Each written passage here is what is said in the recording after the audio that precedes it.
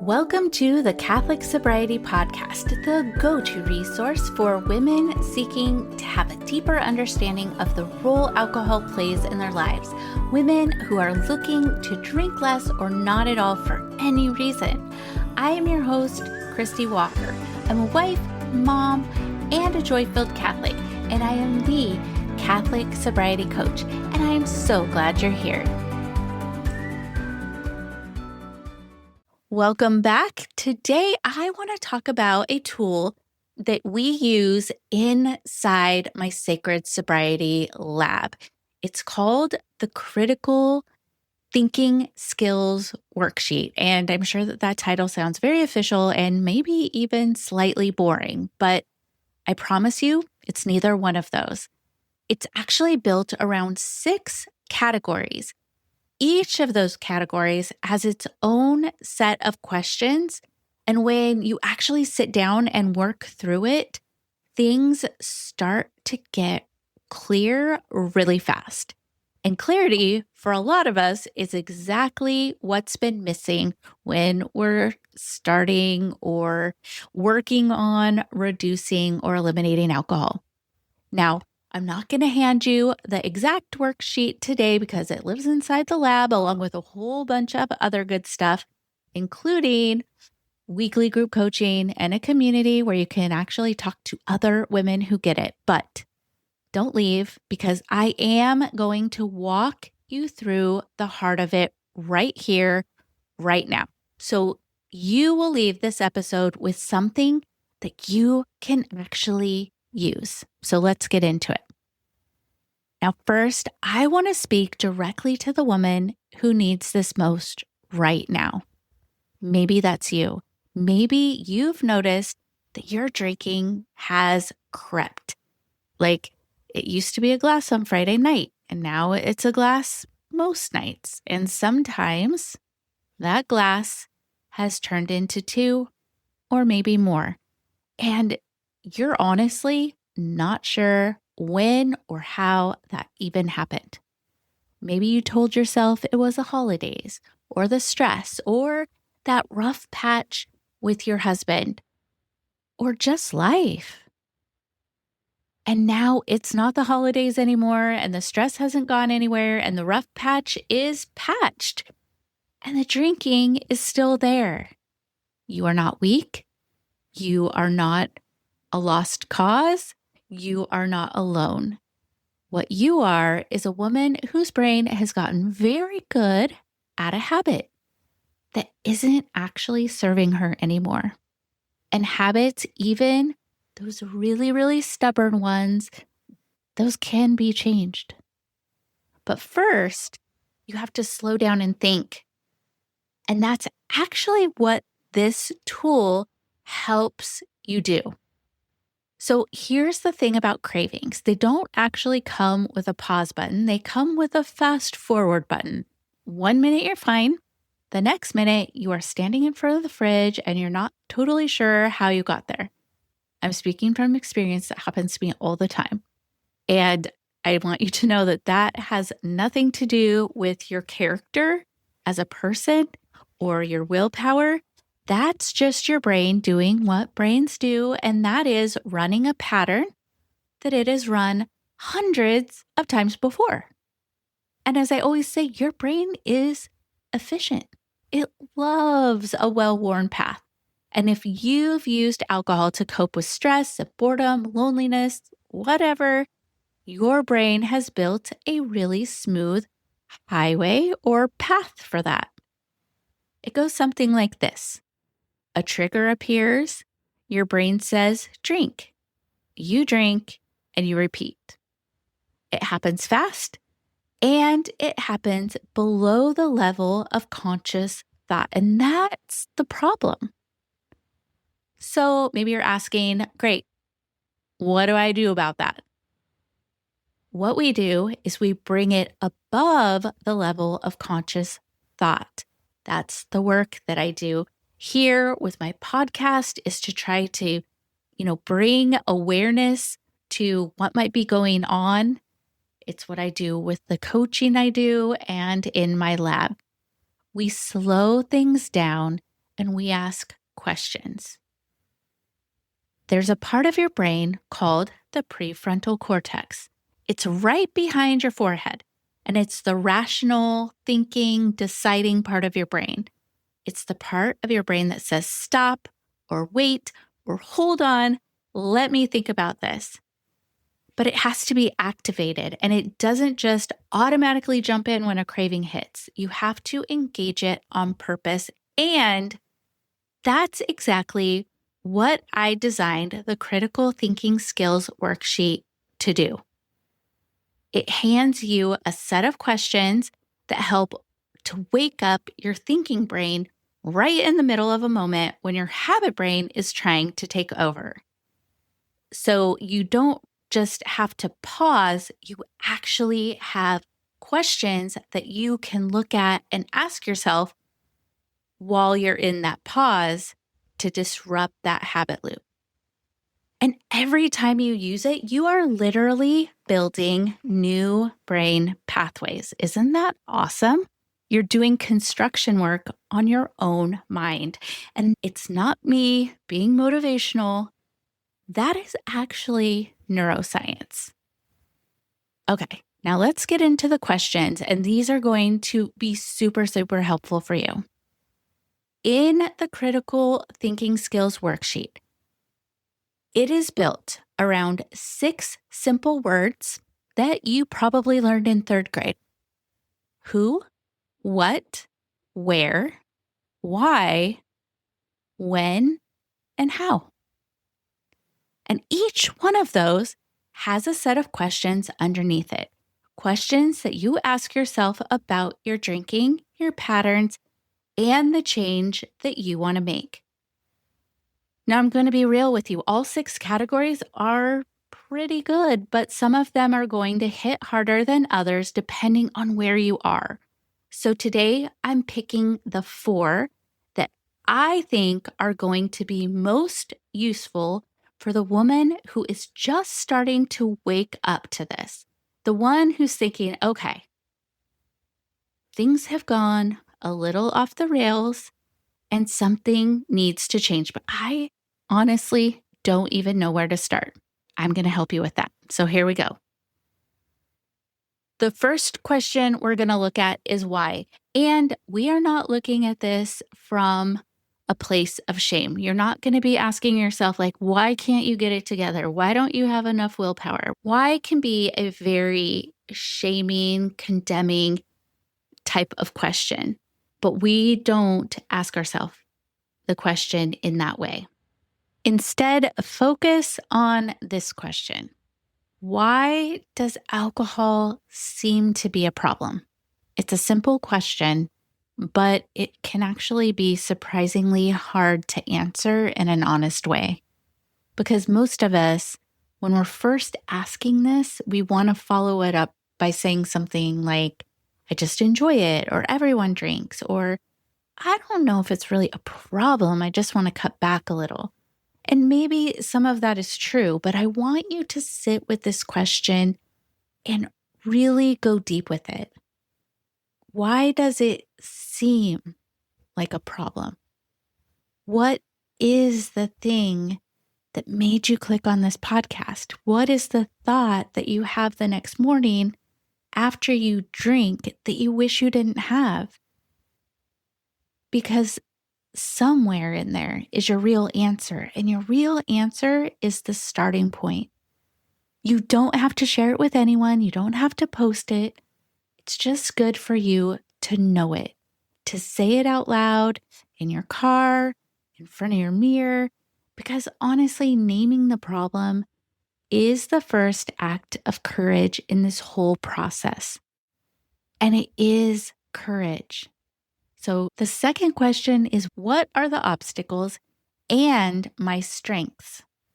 Notice it asks both, not just what's in your way, but also what have you got going for you? What have you overcome that you can draw from and remind your brain that you've done things just like this before, that you've overcome them? The obstacles that you might be facing, might be things like, I don't know what else to do. My social life revolves around wine. I've tried to cut back before and it didn't stick. My husband still drinks and it's hard to be the only one not drinking at dinner. I genuinely don't know what I'm going to do with my anxiety if I don't have alcohol to take it away. Now, those are real obstacles. We're not going to pretend that they're not. But then, and this is really, really important, what are your strengths? Write both lists, the obstacles and the strengths, because what happens when you look at that page is you will stop seeing yourself as someone things are happening to, and you start to see yourself as someone who is doing something with resources and with a chance for freedom. That mental shift is important and it will change everything. Okay, are you ready? Here's question 3. That is, who does my drinking affect? Who benefits or suffers? We tend to think of our drinking as pretty private, like it's my thing, it's my choice, it's my evening glass of wine. What's the big deal? It's not hurting anyone. But when you actually sit with this question, it gets deeper pretty quickly. And that can feel really uncomfortable, especially if you think, who does it affect? And you think, maybe your kids. Maybe your kids are noticing more than you think. Maybe it's affecting your husband who's been tiptoeing around something that he doesn't know how to say. Maybe your friendships, which have slowly started to feel a little more surface level. Maybe your own body, which has been trying to tell you something for a while. And who suffers? I know that's an even harder word to think about, but it's the right word for this question. Now, here's the thing. I am not asking you to make this feel like a guilt trip. Guilt on its own is useless. It doesn't change anything. It just makes you feel bad and it makes you want to drink to get away from that bad feeling. So that's not the goal of this. The goal here is clarity, because when you can clearly see who's affected by your drinking, including yourself, then you have a reason that's bigger than willpower. And the reasons that are bigger than willpower are the ones that are actually going to hold. Now, when you think of the question, who benefits, this can be really interesting too. It could be your husband who's benefiting, because maybe that means that he can drink and you're not going to nag him about how much he's drinking. Or maybe it's your friend who, you probably drink more than her, and so she doesn't feel so bad about herself. People can sometimes benefit from our drinking, and it's not benefiting us. So take that into consideration as you're answering those questions. The last question we're going to talk about today is how. And the one that I like from the how category is, how will making this change benefit my life? I love ending here because this is the one that points forward instead of backward. And that's really what coaching is. Like, here you are and we're moving forward, right? It's so easy for us to get stuck in the spiral of everything that's going wrong, all the ways that you failed, all the reasons that you should have stopped sooner. That spiral is not your friend. That spiral leads you right back to the bottle. So instead, look forward. Get specific, get personal, get almost embarrassingly honest about what you actually want your life to look like. Do you want to wake up without that low-grade anxiety that sits on your chest every morning? Do you want to be fully present at your daughter's Saturday soccer game instead of running on 3 hours of sleep? Do you want to feel like yourself again? Not the foggy, slightly ashamed version, but the real one. What does that life look like? What does your future self look like? The version of you who has done this work. Write it down. Put it somewhere you can see it, because on hard nights, and there will be hard nights, you need to be able to look at something that reminds you why this matters. That's not just a coaching technique. That's what hope actually looks like written down on paper. Okay, now here's the part where I'm going to tell you not to overcomplicate it. You do not need to have a perfect journaling practice. You do not need to have a special notebook unless it makes you feel happy to have one. You do not need to set aside a whole Saturday to work through your feelings. You need a pen or your phone's notes app and about 10 minutes. Pick one of those 4 questions, just one, and write down whatever comes out. Write it messy, write it incomplete, write it half-formed. It doesn't matter, but what matters is that you slowed down enough to think and you wrote something honest. You wrote something that maybe you were having trouble thinking about, articulating, or facing. And that's it. That's the starting point. And then, if you want to go deeper, if you want to work through the whole worksheet, if you want to do this in community with other women and have someone coaching you through it, that's what the Sacred Sobriety Lab is for. It's where we work together through tools like this together. And right now we're working through module 1, just very loosely for whoever wants to. We talk about it on our group coaching calls. We talk about it in our community, and we have a real conversation and real accountability. But you don't have to be in the lab to start. You can get started right now with the questions in this episode.